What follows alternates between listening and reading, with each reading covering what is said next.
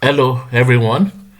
We are looking at points of interest today. My name is Dr. Sulaiman Afolabi. So, there's a number of things that we'll be looking at, and they are basically categorized into two. One is the theoretical aspect, the other one is the practical aspect.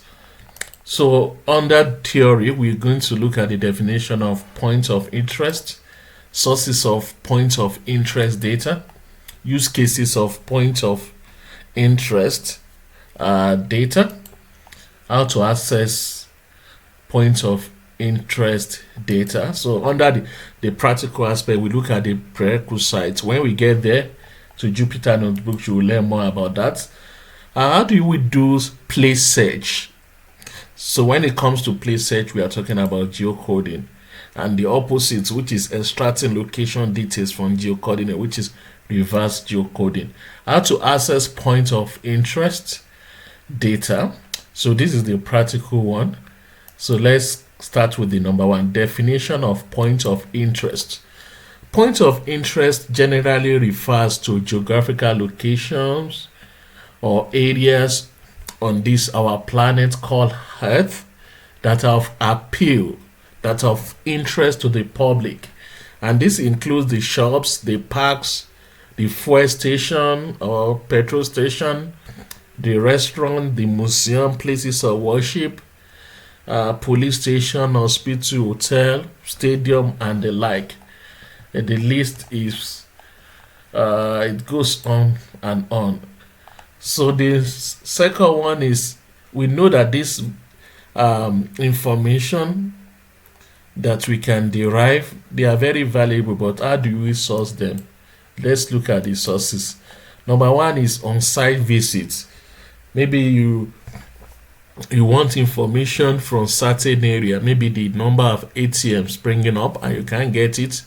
You can just take your car or hire some people that will go with handheld devices like your cell phone, GPS to collect the data. The media platform is also a useful place. Government databases. It is assumed that governments for many years will have been collecting this data for planning. So you can also access the government the geocoding services. So this is the one that will be making use of. There's a number of geocoding company that provide this kind of service. So we see how we can access the way we get to the practical section. Use cases of points of interest. The number one here is telecom service provision. For example, in order to determine the quantity and capacity of telecom equipment to put at a point of interest, for example, a stadium, a soccer stadium, a rugby stadium, where thousands or in their tens, in their hundreds will be gathering. So you need the kind of equipment to cater for the number of people that will be visiting such place. So knowing that that place is a point of interest is advantageous in planning. Accident analysis, to perform analysis in order to investigate roads that are prone to accident and take proactive measures. Government can be involved in doing this. To plan the transport of people from a place of interest, it may be during at a specific period of time, maybe for festival, maybe for religious pilgrimage, and in order to avoid traffic congestion and accident, it will be useful. Another one is real estate marketing.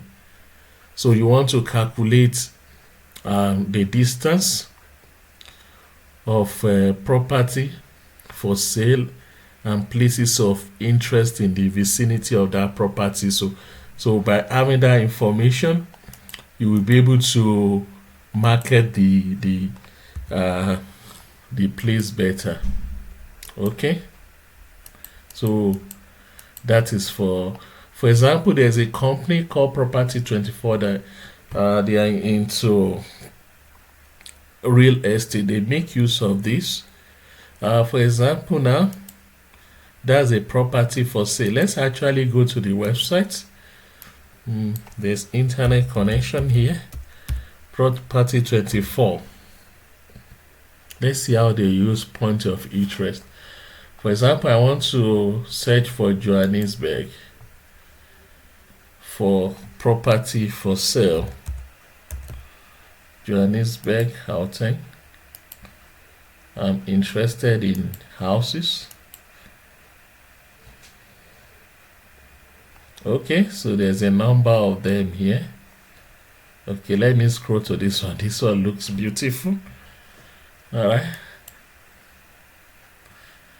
So I click on it to get additional information. If I scroll down, you see there's something on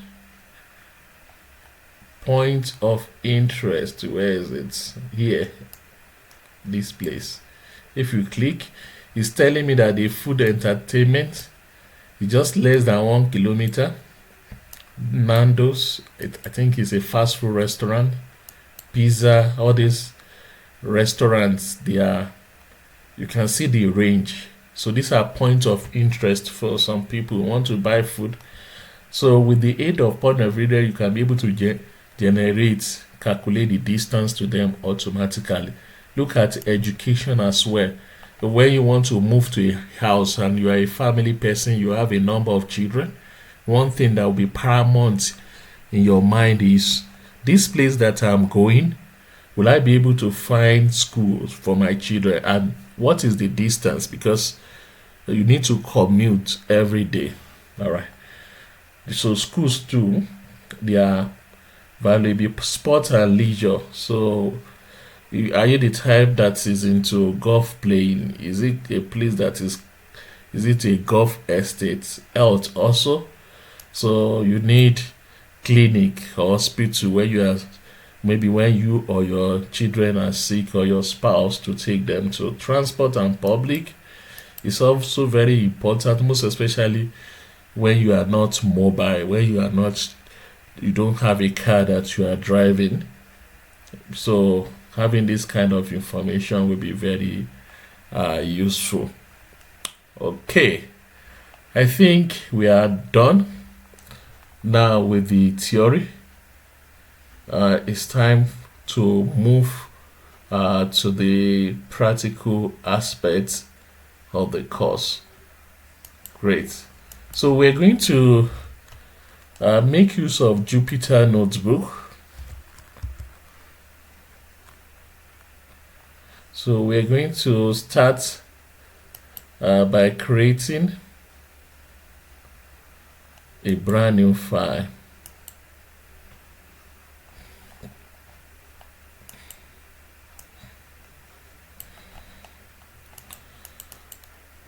So I'm going to name this point of interest.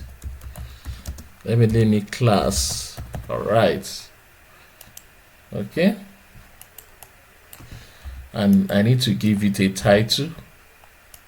So if you want to give title, you have to change it to Markdown, because just more or less like a label. You can also use heading too. Okay. Jupyter Notebook, that's what we are using now, is a very nice tool. It allows us to enter value, even put image to make our this thing to be nice. So I'm going to add this image of the cover. I need to change this one to Markdown so that I can accept. All right, this is the cover. So I've loaded it. For this to appear, you need to request for the images. You need to put images. I've put the image, this particular image, in a folder called image. So that's why I'm seeing it. So the number one on our agenda, the step one, is to look at the prerequisites. So, and this entails the loading of the relevant packages. So we have about 3 packages to bring in. You will see them shortly. So we have Panda. Panda is basically for data management, like you want to load your data, you want to import your data, you want to select a portion of your data. GeoPy geocoder for geocoding and reverse geocoding. So, and we are using Nominatim. So later on in this course, in this training, in this presentation, you will see others that you can link to. Nominatim actually belong to OSM, OpenStreetMap. OverPy for searching point of interest and others. So all those points of interest I've been talking about, so that will be useful. Okay, so this is the place where you call the API. All right, we are done with that one. So I want to load image to show you the description as well. All right, so all those things that I've been explaining in the module, just like I said, Panda is for data management analysis. GeoPy allows you to do geocoding and reverse geocoding. You will learn more about this term soon using the API of Nominatim and perform other geospatial analytics. OverPy, this allows us to search for features such as road and other amenities, place of worship, restaurants, and the like. Okay. Now, the question you will want to ask is that, because I've been mentioning this time, what is an API? So that may be a question that is burning in your mind at the moment. Say, this man has been talking about API. What does it mean? All right, API is a set of procedures used by computer programs to access operating system, services, software library, and other system. So I want you to know that some of these APIs, they are free, some are not free. Like this OpenStreet one that we are using is free. So the API acts as a kind of interface to their database. You want to get information from their database. They have created a layer, a secure layer for you to be able to access them. And at times they don't want you to access everything at times. So by sending a request, you can get a chunk. All right. But even with the free one, at times there's a limitation they have put. They don't want people to abuse their service and to make too many requests. So you will see that if you are requesting like for 50,000 geolocation, so OSM may throw you out. Let's see some of the list. Okay. So the number one that I want us to look at is ArcGIS. There are quite many. All right. So ArcGIS, the code we use to run it is similar to that one of Nominatim. I'm sure many of you know, if you are the type that have been doing GIS, you will be conversant with ArcGIS. ArcGIS is one of the programs for doing GIS related tasks. So it's not free. So, but the API, it allows us to access the data. All right, so you can see the same GeoPy that we are using, but unlike what we did here, we're accessing Nominatim. Here is for the ArcGIS. Let's see the kind of data we can get. I'm going to put my former address here. I think it's 7 or 9. I can't recollect the number, but let me put my address here. I'm going to test this. We are in the practical section. You can as well follow me. So I'm going to put the Jupyter notebook where you can find it later. All right. So it's able to. I search for this address. You can see what it has given me now. It has given me the exact address, and in addition to that, it's giving me the geo coordinate. This is the latitude, this is the longitude. I just put in Johannesburg, and it was able to find for me Johannesburg. So if you're at your place of residence, you know your address, and you don't know the coordinates, so you can use the same approach. For some other API, they may not be able to give you the exact one, because I tried that with Nominatim and it didn't work. But let's see what Nominatim will give us. That one is coming from Open Street Map. All right, so we are going to do exactly what we did here. Okay.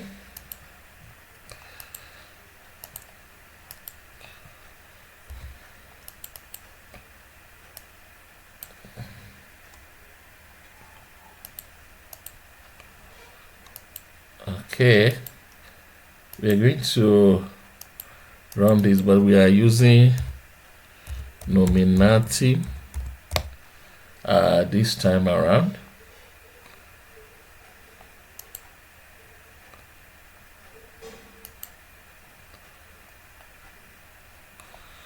It's saying it's not defined. We need to define it. Geolocator. Okay, let me put it like this. All right, you can see the format of this one is quite different, but it's not giving me the exact number. It's giving me Johannesburg, is giving me the ward number. It's giving me the city of Johannesburg, the name of the municipality, and it's giving me the geo coordinates. I think they are exactly the same, but this one is more precise. So the longer the digits, the more precise the results. Is giving you the exact location. The level of precision will be high with this one than with this one that has been rounded up. You can see this one is 7, so that means this one is not absolutely correct. This one, I think I can put my money on this one. All right, yeah. So one thing about all these services is that they will have their strengths and their weaknesses. So you can just look at that in doing whatever you want to do. So another one we can use is this Shining Swan. It's called Beidou. They also provide this geolocation API. So let's try to run it. One thing about this one is that this one is not free. You require a key. This is where your key will be. It will come in form of number. So I'm not going to run it, but you can try it, because it's going to give me an error, because it will tell you, okay, let me even run it. I just see the errors. You can see it will tell me I've not given it the right key. The service timeout. There's no even service in the first place. All right, let me just keep it there for reference purpose, in case maybe you find Beidou useful, or you find yourself in China rather, or you find yourself your company has already subscribed to Beidou and you want to see how you can use it. That's how it can be done. All right, so now what I want to, we have looked at 1, 2, 3. I want to show you the other list, the other geo spatial, including this one, that are available at your tips that you can use. You will see that there are quite many. All right, so we have looked at ArcGIS. You can also use Azure something from Azure, something from Baidu. We have looked at it. So these are Bing. Bing is from Microsoft. Azure is from Microsoft, as I think. You can see there are quite many. OpenMap, Request, Photon, OpenCage, BigPoint, Yandex, TomTom. TomTom is the popular GPS manufacturer, live address. So just like I said, some of them are free, some are not free. Yeah. So your assignment in this case now is to be able to test all of them and see which one is free and which one is not free. So that's what you are going to do for me. That is your assignment for now. Okay, so I will encourage you to always do your assignments. For those of you that have not been doing your assignment, please do your assignment. That is very important, and that is non-negotiable.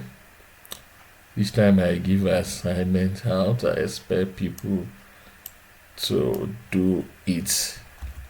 Okay.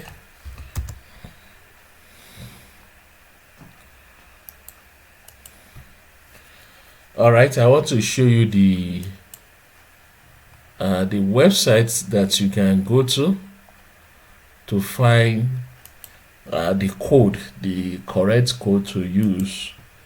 Okay, here's the website. GeoPy is the documentation website, so you will see all of them here, so you can find the code that you can use in running them here as well.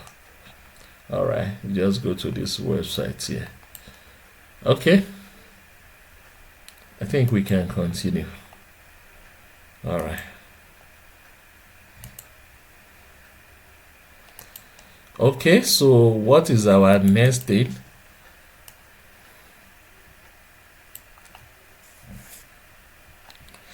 Now let's go to our number 2 major agenda. So we have said that we'll be looking at we want to do place search. I know we have already done it, but let's just do a little revision and bring out our results. We are doing this exactly the same thing we did upstairs there. Remember the address. Let me put the address here to avoid confusion. Okay. I'm going to run this again, run this, then the results.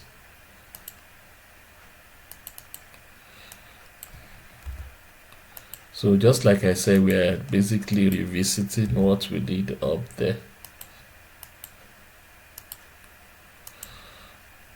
Okay, let's see our results.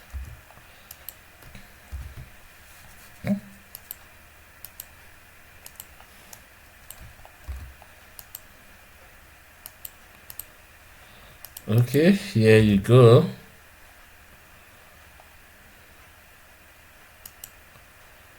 All right, here's our results.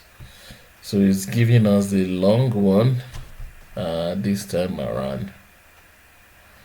You remember here we just say your code address. So, and we're able to get something.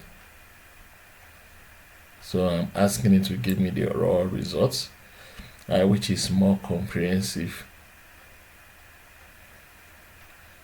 You can see it's giving me, say it's around the highway and it's a residential area, and it's giving me the bounding box, which will be very useful later on.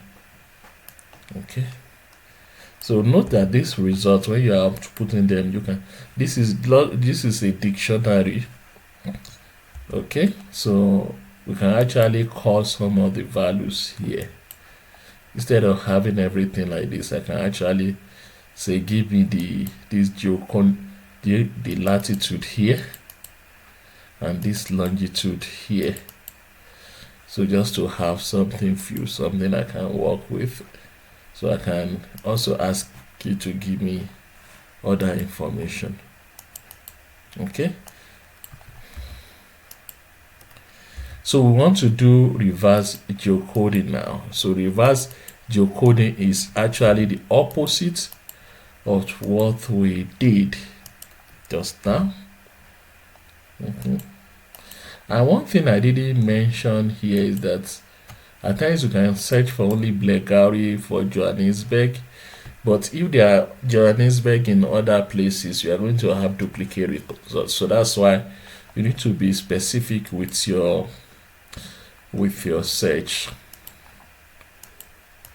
Okay, this is reverse geocoding way. So what is reverse geocoding? We are trying to search for a place by just putting the geolocation, and let's see what we are going to get. All right, you can see the results here. It's telling me it's Zan Street, but it's not giving me the number like the other one was giving me the exact address, but this one is not being programmed to give me the exact address. So let's do something interesting. Let's use the results of this one of ArcGIS.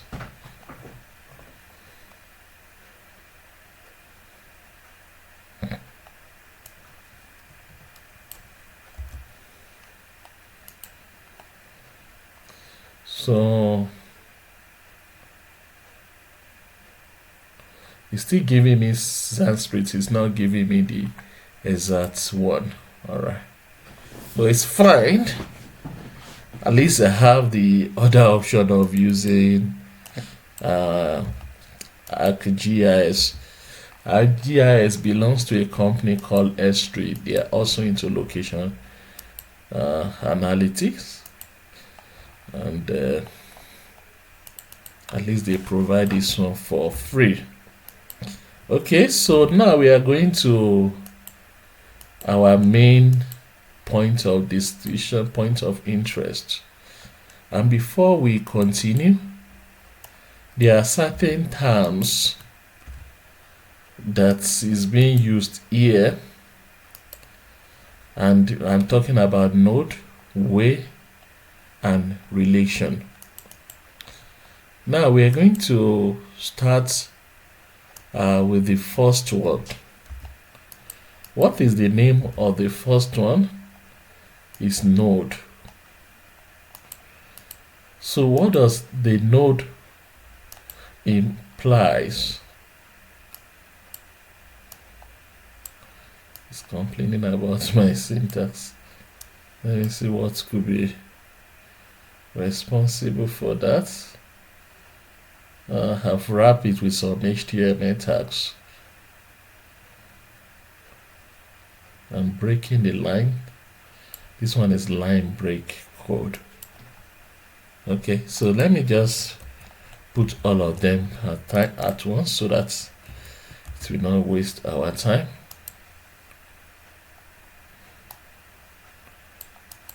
It's in code. Thought I changed that. All right. The nodes denotes a location in our world, a point on this planet called and is often represented by geocoordinates. That is latitude and longitude. So this is a point now. So when we are talking about a node it consists of a point. Okay. Way denote an order list of node. So a way can have between 2 and 2,000 nodes. It depicts a polyline, so a line like this. Ways are often used to indicate linear feature on the map, such as highways, rivers, and roads. So when you are interested in those things, so all those lines, so go for waves. Relations is like a universal set. This consists an order list of one or more code, waves, and order, and on all relations as member, which is used to define a logical or geographical relationship between other element. In other words, it shows the relationship between nodes, weights, and other. So this one is more complicated, and it's like the universal set for all of them. Okay, that's good. So now the question you'll be asking me now is that when I want to use nodes, all these points, where can I get the information? All right, so from this website, I will show you the website now. It's called taginfo.openstreet.org. You can get information on the kind of node that you can use. All right, we'll take you there now. Let me display the website within this Jupyter notebook. All right, so this is how it looks like. But let's go to the actual one. Since I have my browser open, I can go navigate like this. Okay. All right, so this is the key. You see, this provide, you don't need to cram all the codes when we get to the practical, the implementing this thing in Python. So you can see buildings, the keys, building, highways, name, and the access, all of them. And you can see if I click here, it gives me more information. For example, for highway, if that is what I'm interested in, see, I can get additional information on highway in the values. And the values is, you can see this one, it go from 1 to 38. So it can tell me about the area. Is it a residential area? Is it a path? Is it a footway? Is it a track? Some of this information may not be available in your location. For example, you are living in an urban area, so you are not expected to have a bush path. So you are living in an urban area, you are not expected to find track or dust road. Yeah, so don't be alarmed if some of these things you can't get them where you are staying. Yeah, but some you will get. So you have 38 pages of this one to go through: raceway, bridgeway, motorway, junction. Some of them will be relevant to where you are staying, and some may not be relevant. So even with the tax too, you have information on the amenities. Let's look at the amenities, what values are available. All right, the parking, where you are staying, does it have parking, place of worship? You remember when we are talking about the points of interest. So place of worship in Africa, you have people of practicing many religions, Christianity, Islam, those practice the traditional, and a number of them. Restaurants, amenities, schools, fuel, where you can buy fuel, cafe, fast food, restaurants, waste basket, parking space. So you need to view the data, and you need to actually visit some of those points. You can use Google Earth to actually see the places to be able to differentiate. When it says parking, what was it saying? How does it differ from parking space, bicycle parking?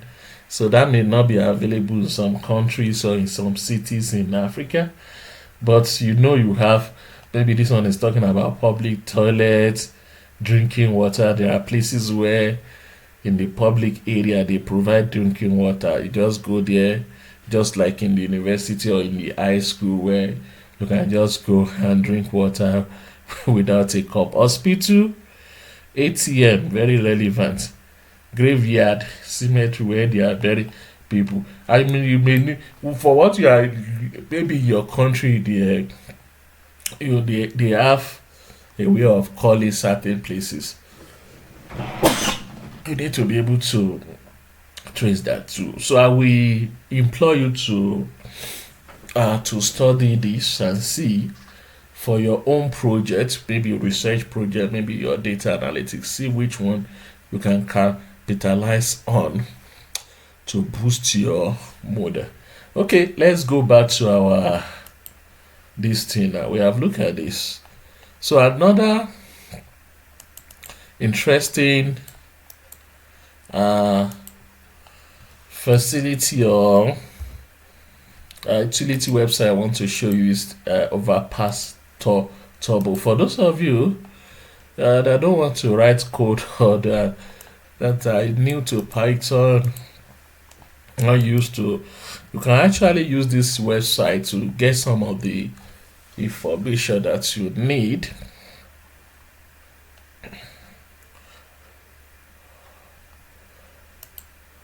So this website is called Overpass Turbo. I will show you how it looks like. Let me load it within my Jupyter notebook first, so that when I'm sharing it, so this is how it looks like. I want to go to the actual website as well. Okay, let me come here. Here you go. It has brought me to a location, and there's a set of code. I don't know whether you can, okay, I'm zooming it so that you can see better. Let me zoom in more. Okay, so you can see on your left hand side there's a bounding box. I was showing the bounding box the other time. So it say amenity, drinking water. So in this area, how many places do they have that you can drink water? Okay, let's run this. Okay, so you can see it has provided me with points. So you say there's you see all this circle here, and if I zoom in, I may find many of them. You see these are the places. Maybe if I'm thirsty, I mean at the city center, I can quickly go. You can see it's giving me the longitude and the latitude. I can actually start my Google Earth to be able to see more information about this one that is providing me. So this is a way of confirming it. So you just see the data. You don't need to take it at face value. So just cultivate the habit of confirming one or two and say, okay, I've confirmed, now I'm safe to progress. This is a good practice. All right, so I've brought out my Google Health. What do I want to do? That place of drinking, I want to see how it looks like. Okay, it's time to search. Now I'm searching. Now it's going to take me there. That place looks like it's in, okay, I don't know the place, but let's see. What did I say? There's a place for drinking water here. Interesting thing is that, okay, I have Street View. Okay, so this will take me to the, oh, okay, I can say I can actually come to this place and drink water there. Okay, this is a good thing.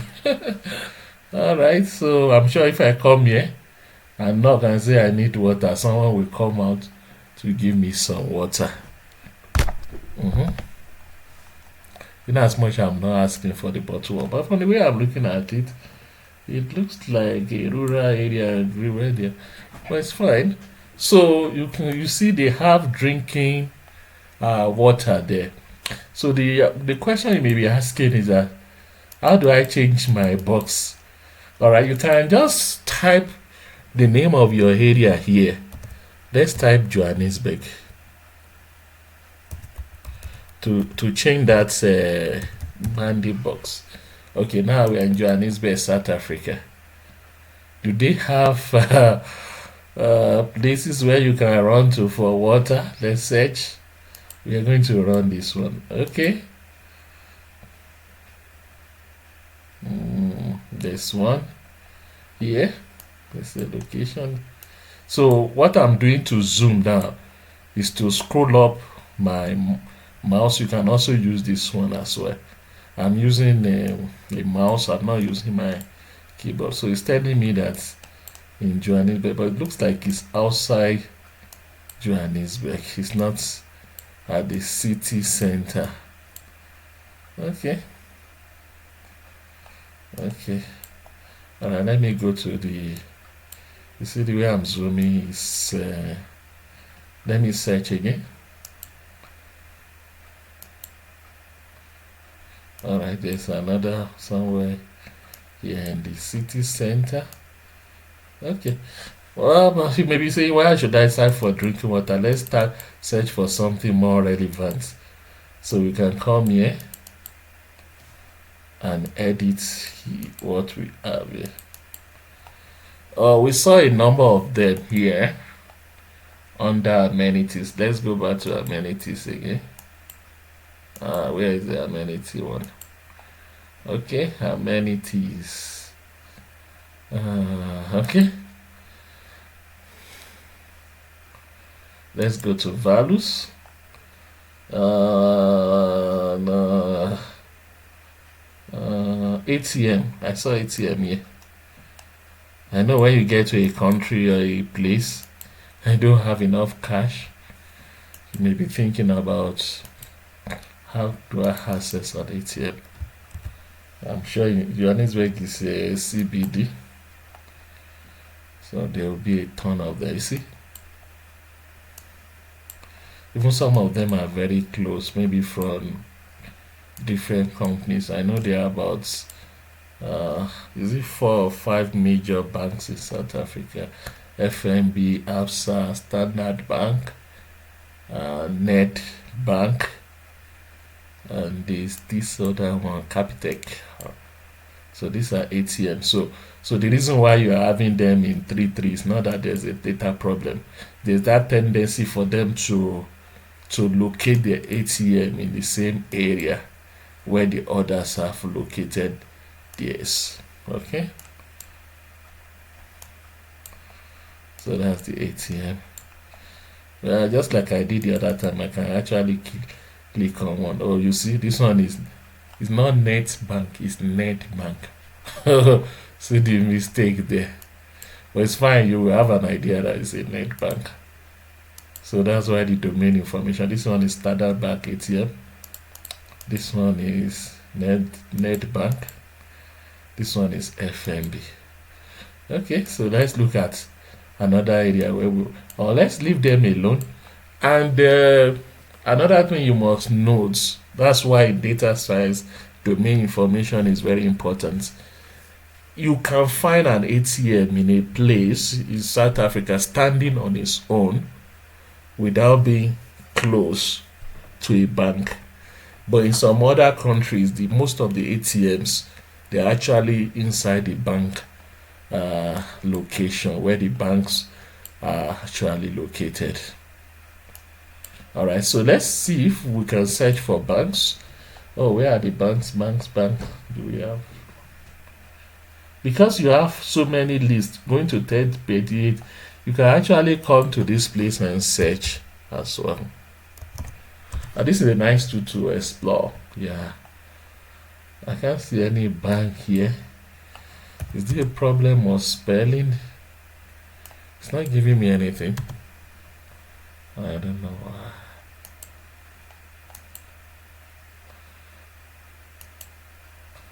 Okay, let me refresh this. I'm just going to try bank anyway. Maybe my list is omitting that. Maybe I'll be lucky. Okay, is it?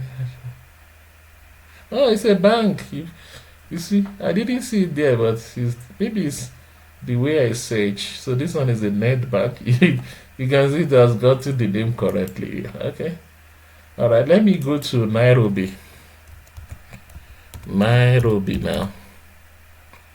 So another thing is that you can go to your specific area.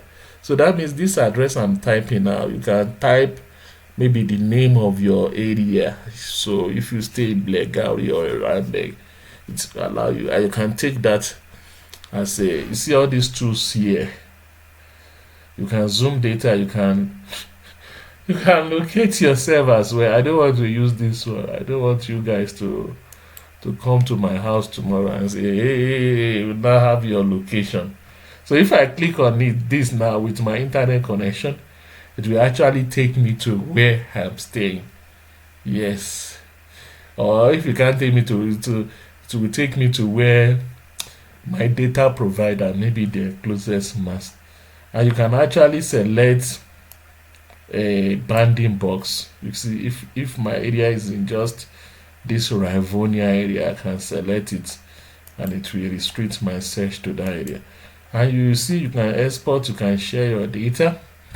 And this is also useful for the assignment that I've given to you on that property 24. I know some of you are already struggling. Okay, now time to go to Nairobi. Oh, that's fast. It has brought us to Nairobi. You see, this one is just a shape file, so it doesn't have images, so it doesn't complete. Let's search for banks in Nairobi. Okay, I'm going to run it. Okay, where are the banks now?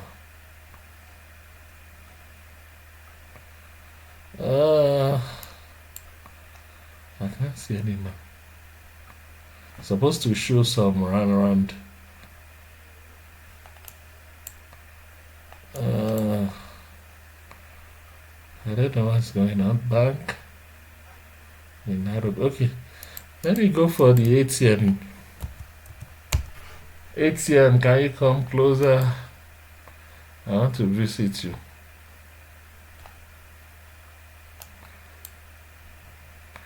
I don't know what is going on. Is it that it's not covering? Oh, that is strange. Okay, let me go to Lagos. Lagos, where are you? Since you can see there are other Lagos elsewhere, so you have to be careful so that I will not go and select Lagos in a place that you don't know.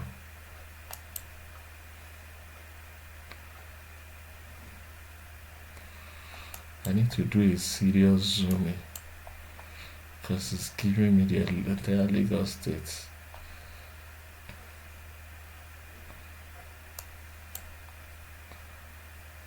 But I can't see anything here. Alright. Okay, so that's an assignment for you to investigate. I don't know what is going on here. Alright, let me type the place. If I say Broad Street, Lagos, I know there's a number of banks there. Okay, let me search for bank now.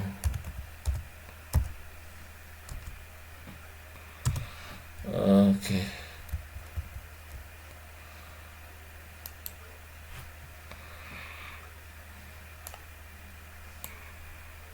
Should I zoom in? But it's not bringing those round circle. I don't know what seems to be. Oh, but there's one hospital here. Okay, let me just search for hospital. Hospital.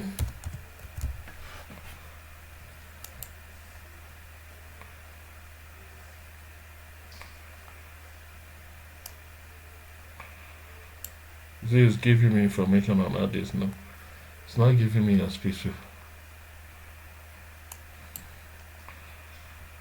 I don't know what is happening. But the data are on the map. So you don't need, there's no cost for a lab. So that's where the code becomes more useful. Let's go back to Johannesburg. Or maybe there's something wrong with the way I've been typing it, which I doubt. Johannesburg, where are you? Where? Johannesburg, okay. Right, that's brought us back to Johannesburg.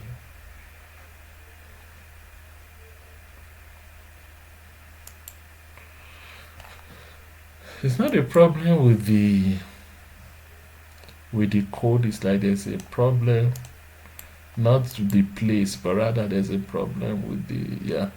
Okay, let me go back to Broad Street now.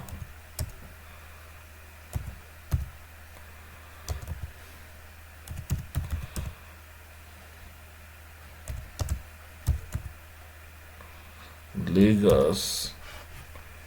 Alright. Search for city again.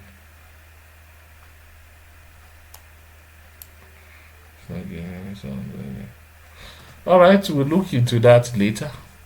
Our time is going. Alright, so this is the place. Just play with it. Yeah, so it's a nice way for you to just pick something out without writing long code. Okay. Okay, so now we want to see how we can search using codes. Alright, so this is how we do it. You start by calling the API.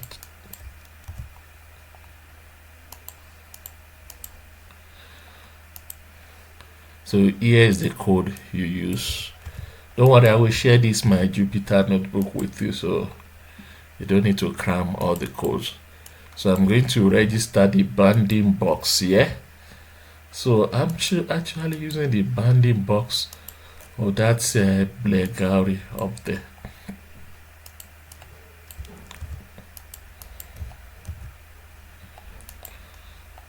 Alright, so I've entered, you can see it here. -26. I'm searching for way. So I'm interested in the highway, so that's why I'm doing that. Alright, I want to get up my results. So I'm telling it if it doesn't have that, this is what it should be. The way is not. Why is it saying that? Okay, let me run this. Name way is not defined. How come is not defined?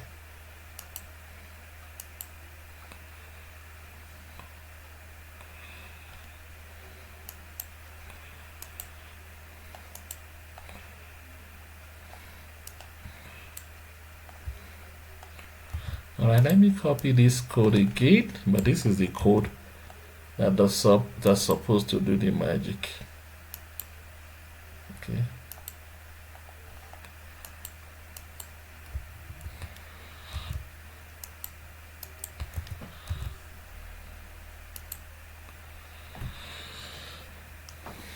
Name way is not defined.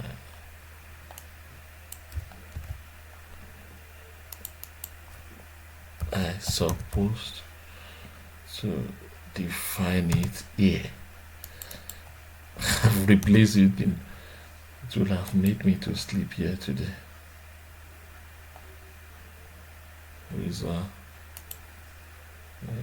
Result ways. Okay, I'm getting something.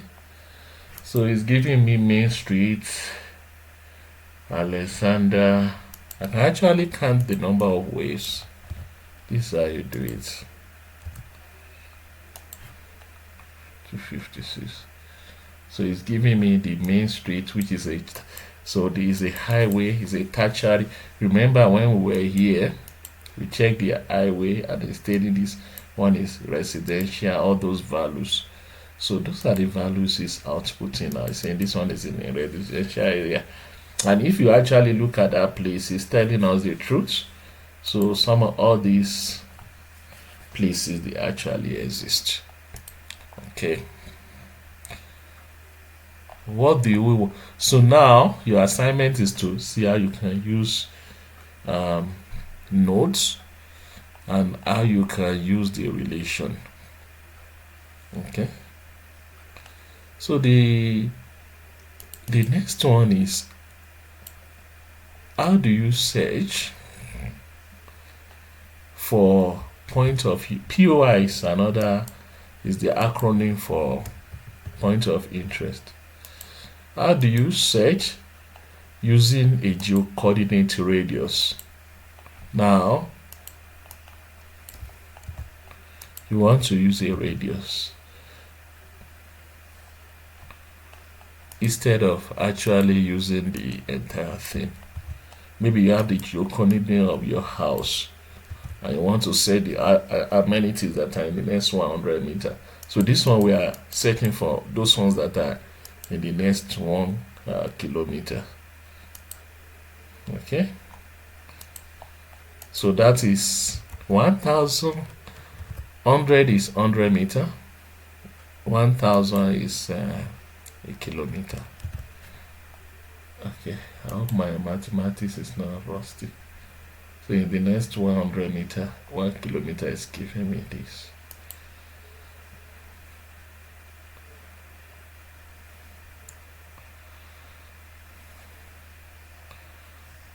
Okay, all right, I think this is where we are going to stop. You remember your assignment, the one I gave to you. Let me go to where I'm supposed to go, to Basecamp.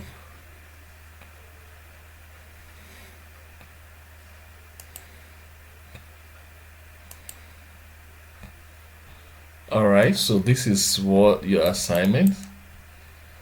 Can you replicate similar information on or about your place of residence? For example, if this is your place of residence, I know many of you are not staying here. All right, so this is the description. I want to get information on the point of interest. Let me zoom it. Is this zoomable? No, it's not zooming, but I know you can see it. So you want to get in maybe 3 kilometer radius or 5 kilometer radius or whatever radius you want to use, the closest food and entertainment area, the education, the schools, primary schools, maybe university that are close to your house. I'm talking about where you are staying now. Sports and leisure,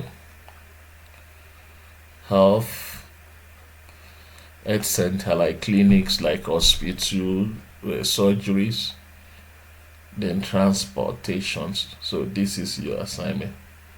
I can see someone has already attempted.